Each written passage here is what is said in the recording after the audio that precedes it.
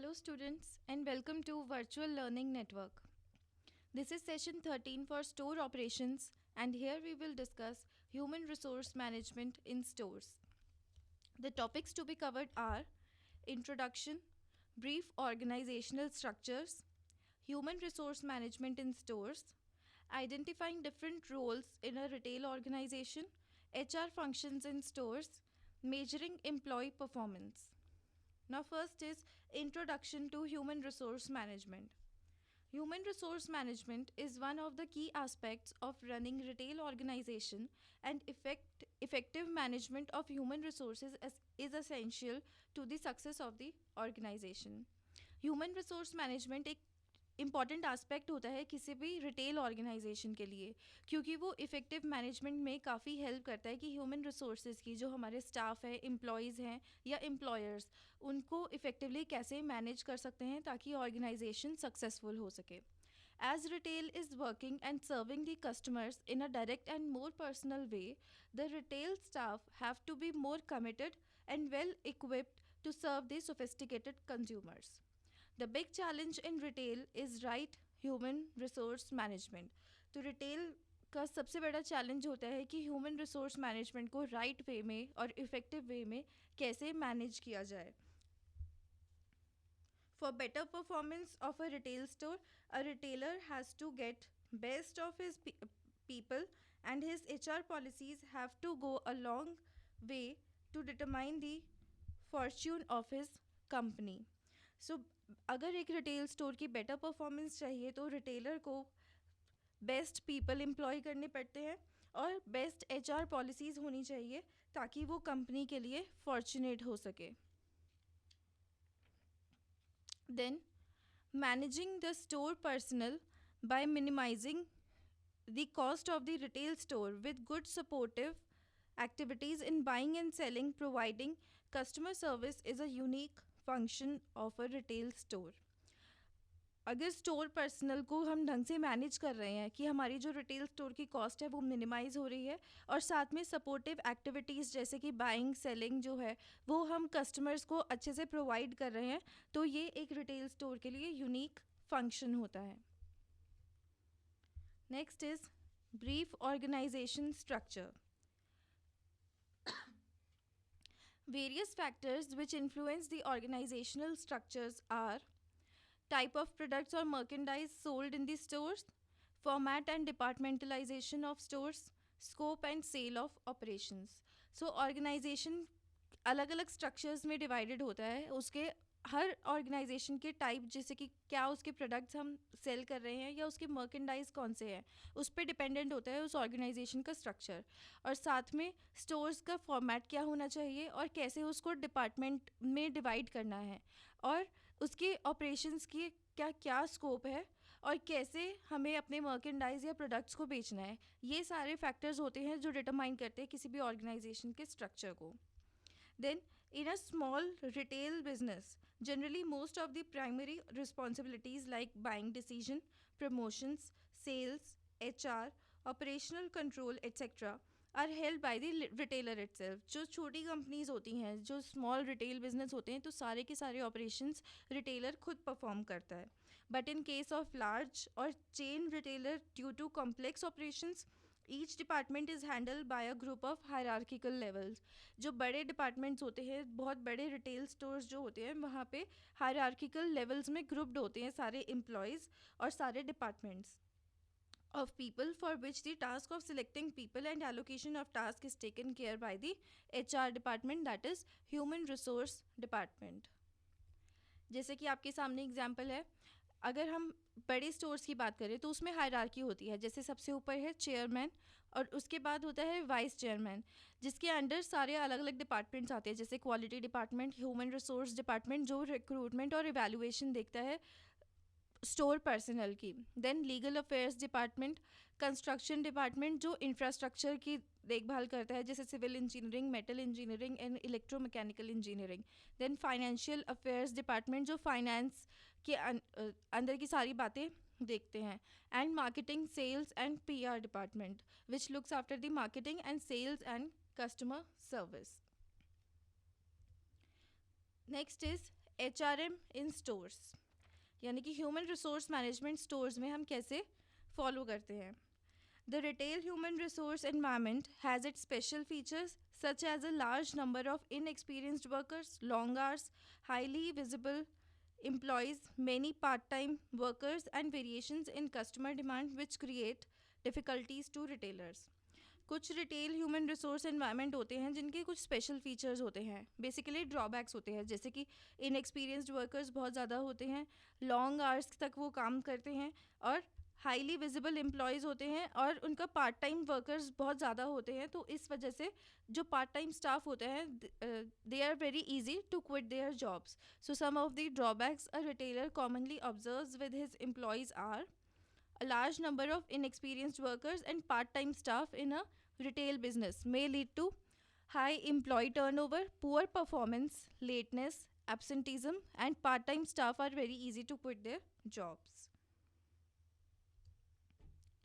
So, human resources function in retail involves जो human resources के functions होते हैं, क्योंकि अगर हम ह्यूमन रिसोर्सेज को ढंग से मैनेज नहीं करेंगे तो ऑर्गेनाइजेशन को एट लास्ट प्रॉफिट नहीं हो पाएगा, it will incur losses. So basic functions are identifying various roles in the organisation, की ऑर्गेनाइजेशन में क्या क्या रोल्स हैं ताकि हम अच्छे से रिक्रूट कर पाए उसके लिए पीपल और staff. Then recruiting right set of people in the appropriate positions, giving the required training, अगर कुछ स्पेशल स्किल्स डेवलप करने की ज़रूरत है तो उसके लिए ट्रेनिंग प्रोग्राम्स ऑर्गेनाइज होते हैं, and motivating the employees to perform their best. Next is identifying different roles in the organization. The main task in HR function in a retail business is to identify various tasks or jobs that exist in the store. So H R function का main task होता है कि जो different different departments हैं उनमें क्या क्या jobs हैं उनको आइडेंटिफाई करें जो एक स्टोर के लिए ज़रूरी है. This helps in estimation of man power requirements, types of skill set required, the required educational qualifications etcetera. It is very important for the retailer to hire people with right skill sets and approach to the right jobs.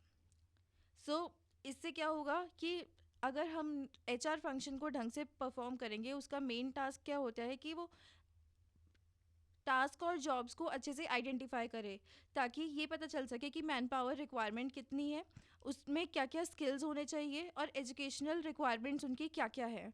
तो इसलिए ये ज़रूरी होता है किसी भी retailer के लिए कि वो राइट स्किल सेट के पीपल को हायर करे ताकि उसको कॉम्पिटिटिव एडवांटेज मिल सके. Next is planning. Too many employees will increase cost and too few will not be able to carry out its work.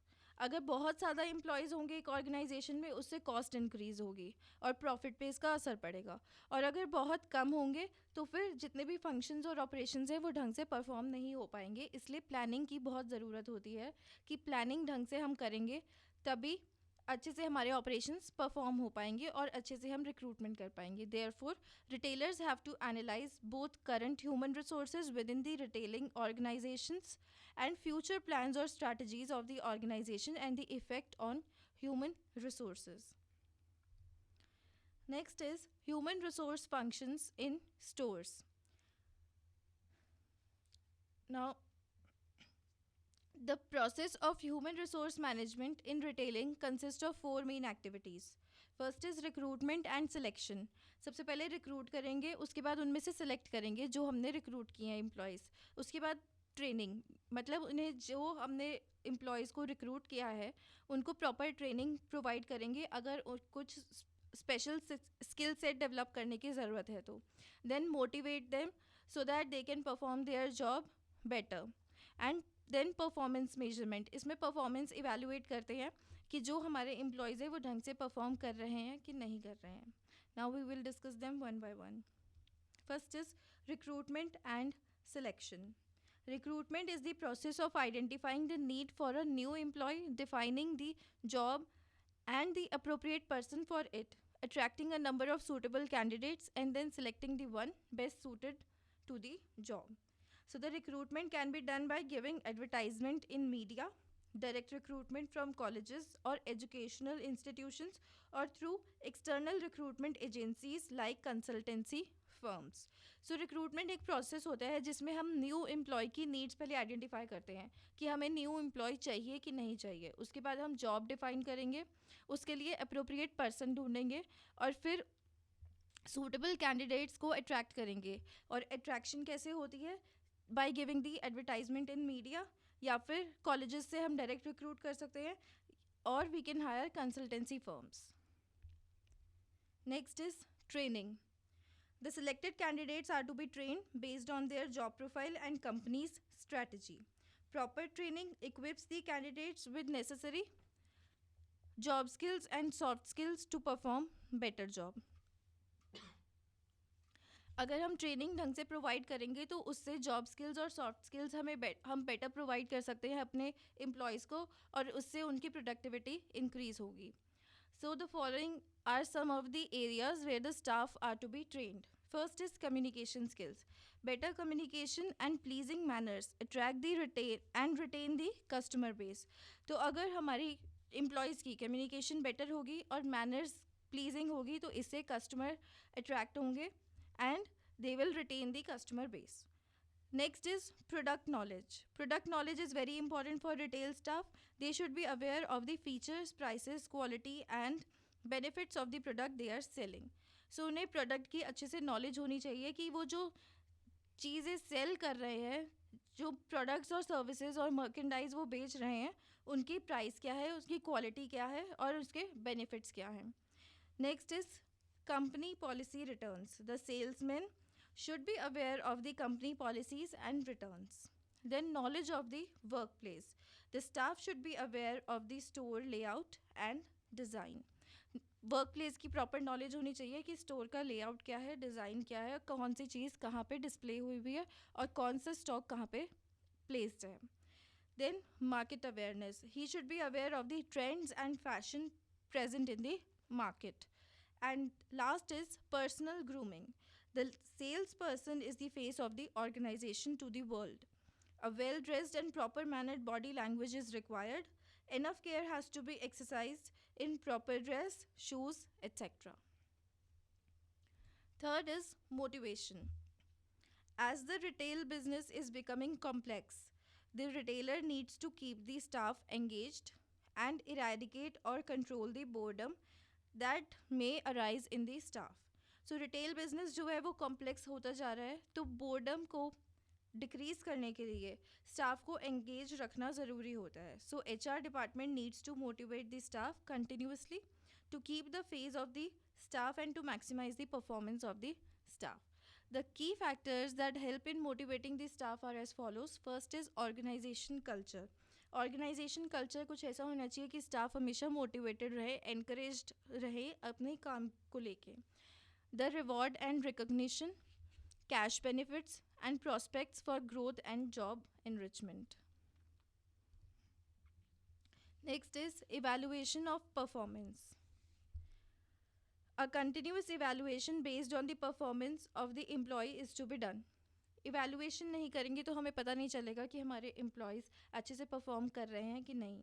This evaluation should result in motivating the workforce by awards and rewards based on their performance. There are three areas which affect employees' productivity. First is employees should be reliable and practice good time management skills. Then, responsible and trustworthy employees help to create a friendly environment throughout the store. And employees who are comfortable in their working environment are likely to be more productive. So, employees जो हैं वो reliable होने चाहिए और उनमें time management skills होने चाहिए. They should be sincere towards their work. Then, responsible और ट्रस्टवर्दी एम्प्लॉयज़ जो होते हैं उनसे इन्वायरमेंट भी फ्रेंडली हो जाता है. तो इसलिए एम्प्लॉयज़ को मोटिवेट करना चाहिए कि वो रिस्पॉन्सिबल हुए, उनकी ड्यूटीज़ जो है उसके तरफ उनकी समझ अच्छी होनी चाहिए कि उनकी क्या रिस्पॉन्सिबिलिटीज़ हैं और क्या उनकी ड्यूटीज़ हैं और कैसे उन्हें अपना कोड ऑफ कंडक्ट फॉलो करना है. देन एम्प्लॉयज़ जो कंफर्टेबल होते हैं अपने वर्क एनवायरनमेंट की तरफ वो ज़्यादा प्रोडक्टिव हो पाते हैं. So they should be provided with a comfortable environment. Next is measuring employee performance. Employee performance हम अलग अलग रेशियोज से मेजर कर सकते हैं. First is customer conversion ratio which is equal to number of transactions divided by customer traffic into 100. This percentage reflects the retailer's ability to turn a potential customer into a buyer. It is also known as percentage yield rate or the walk to buy ratio. Then next is space covered divided by customers served per full time employee is equal to total retailing space divided by number of customers served or total full time employees. Expressed in square feet, this measurement represents the space covered or number of customers served by each full time employee. This is extensively used by large free access format retailers like department stores. Then third ratio is labor productivity, which is equal to total labor cost divided by net sales multiplied by 100. And this percentage measure labor productivity by tracking the labor cost incurred to achieve a given sales volume. So इसमें हम labor productivity को measure करते हैं. This measure can also be applied solely to sales employees. Then next is gross margin per full-time employee, which is equal to gross margin divided by total full-time employees, which is expressed in rupee value. This ratio indicates the gross profit generated per employee and can be used to gauge a sales employee's performance.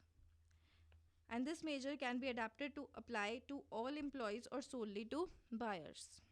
So labour productivity हम apply करते हैं sales employees के लिए और gross margin पर full time employ हम apply करते हैं बायर्स के लिए.